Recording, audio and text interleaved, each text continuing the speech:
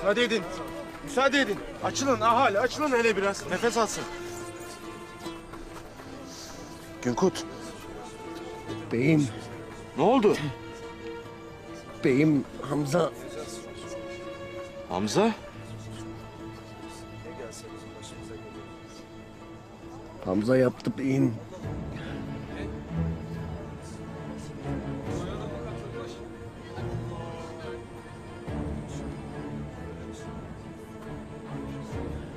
Beni öldürmek istedi.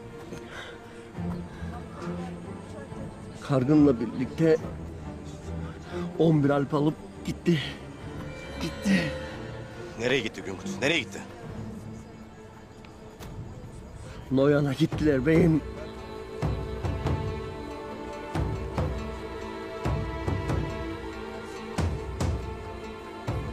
Hepimize ihanet ettiler.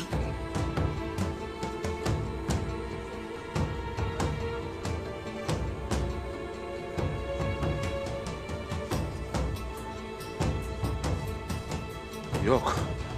Hamza bu kadarını da yapmış olamaz. Belayı başımıza sen çağırdın Gündoğdu.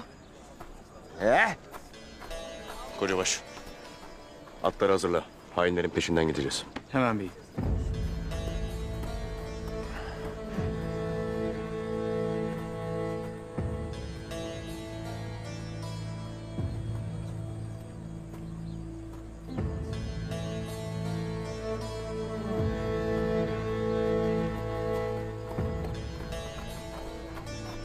Açılın. Açılın.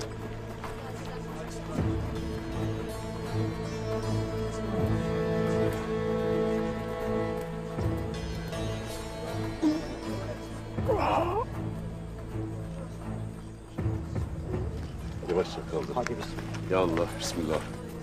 Hadi bir yardım et. Yavaş. Yavaş. Yavaş.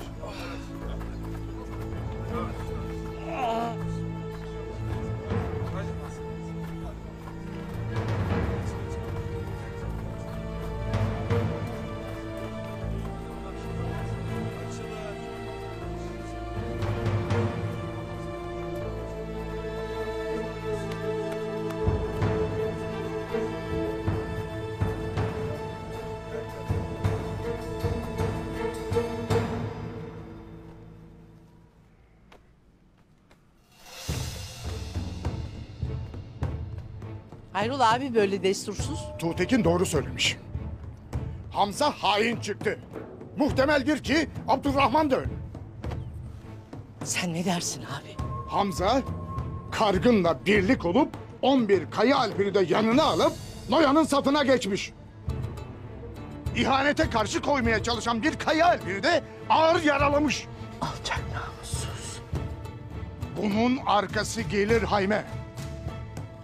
Kayı obası içten çürümüş meğer de haberimiz olmamış. Bu ihanetin arkasının gelmesine mani olmalısın. Hem de hemen. Nasıl?